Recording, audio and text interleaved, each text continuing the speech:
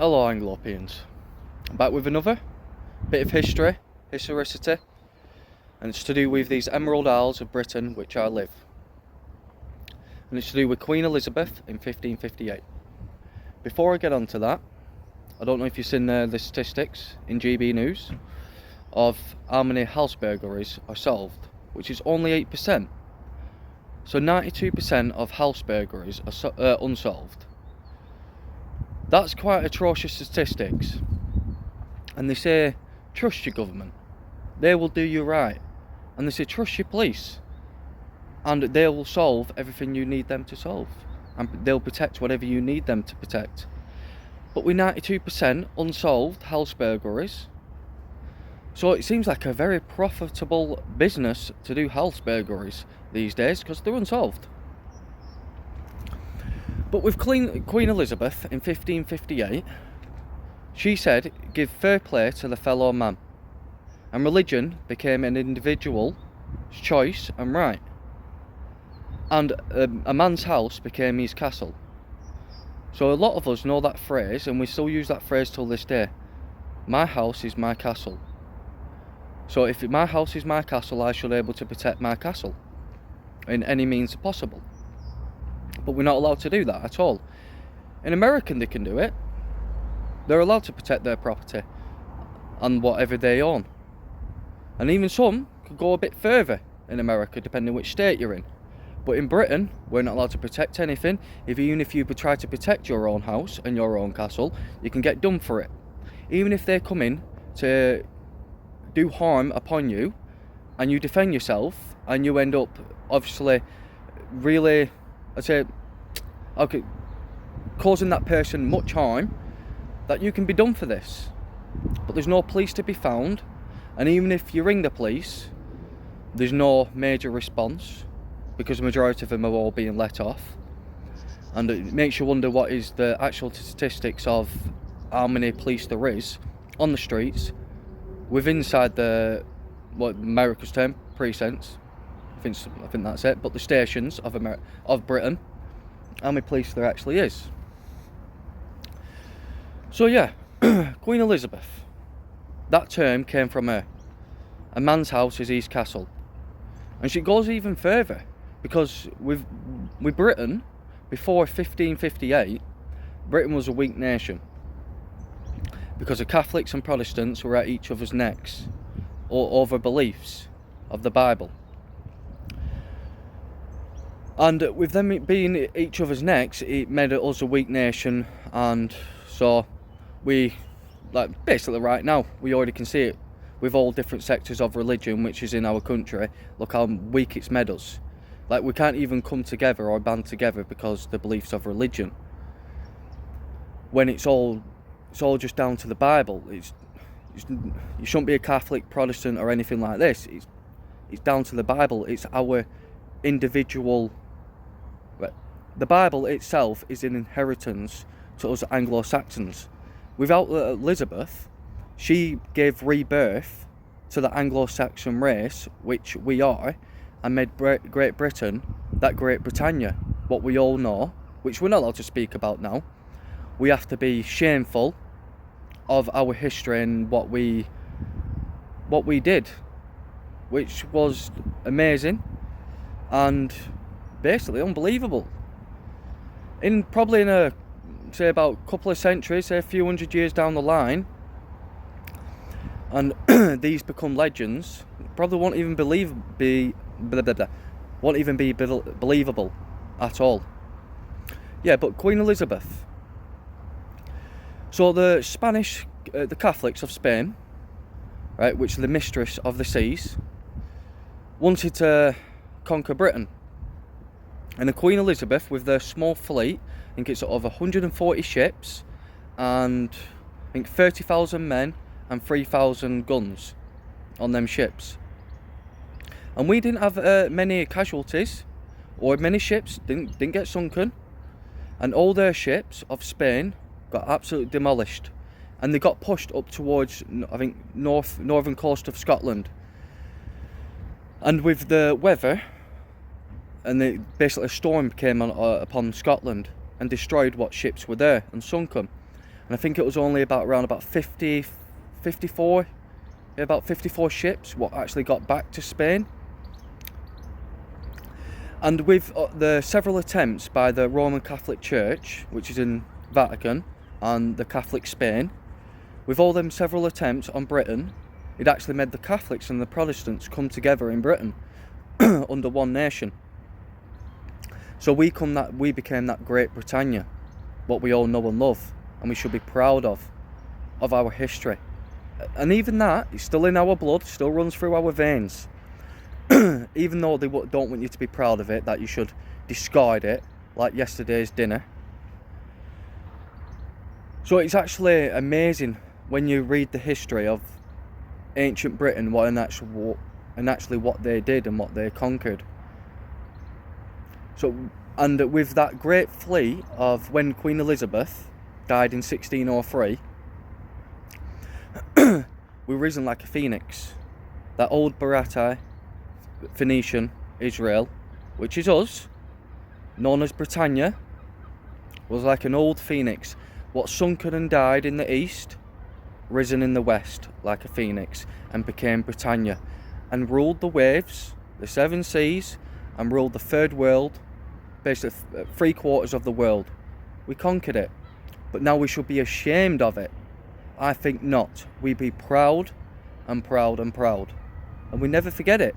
And we need to teach our sons and daughters of the amazement and give thanks to Yahweh God, what was He made us capable of doing, the technology advancements of conquering the basically 3/4 of the world.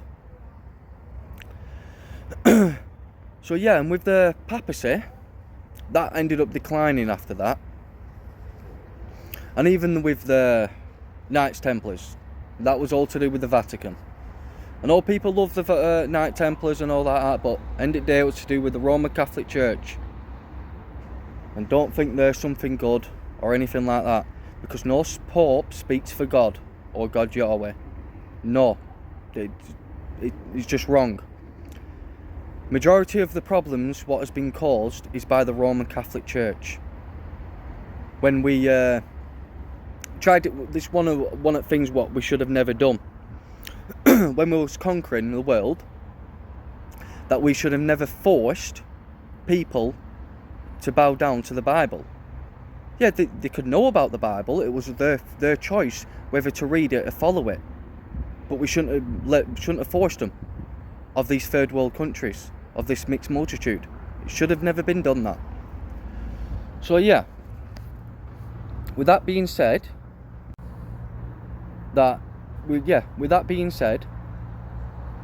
so if Spain beat Britain at that time, there would have been no Protestant missionaries, or probably no Bible would have ever reached the Americas.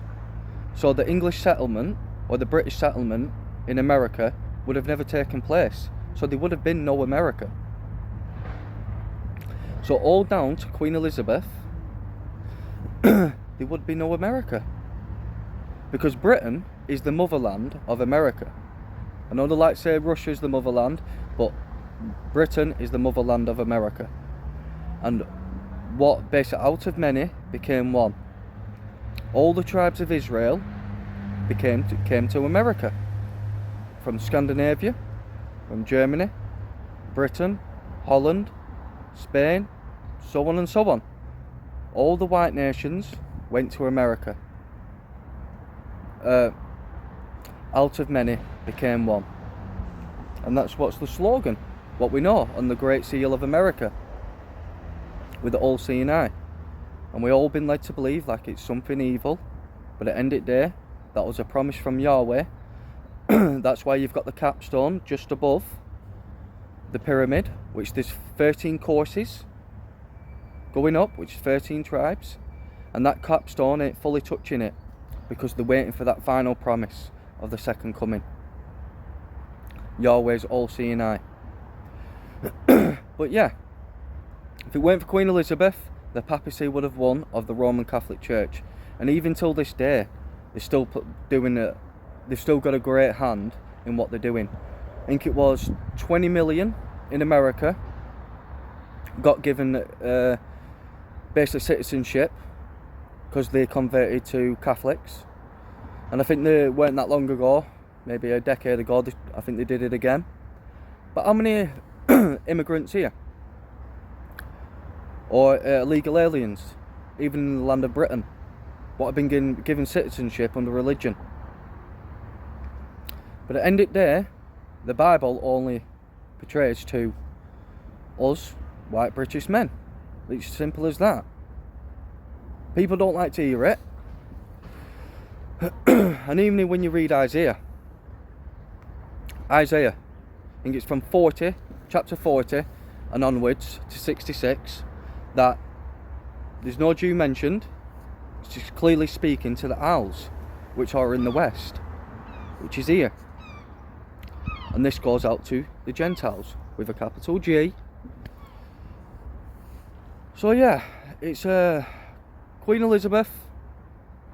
She did an amazing thing. She should go down in history as one of our greatest queens to ever live. This queen, what was just passed, yeah, she was actually, when it comes to the royal family and the lineage from King David,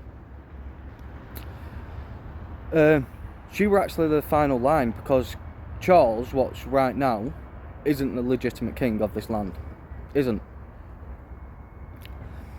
So, where it goes into a bit of the 153 fish, if you know the story from when Christ told them to throw the net on the right side of the boat, there was 153 fish. And that fish portrays to the line of royalty, and Queen Elizabeth II, what recently passed away, was the last line. I'm going to do a video on that, and I'll show you which I think it's called transfer, where the line transfers over through the woman's side. Even though the Bible's a male lineage, a man's lineage, sometimes it's a turnover. Sometimes there can be a turnover through the woman's side, and that's happened quite a few times. But Queen Elizabeth was the final one, and we have got no legitimate royal family at all.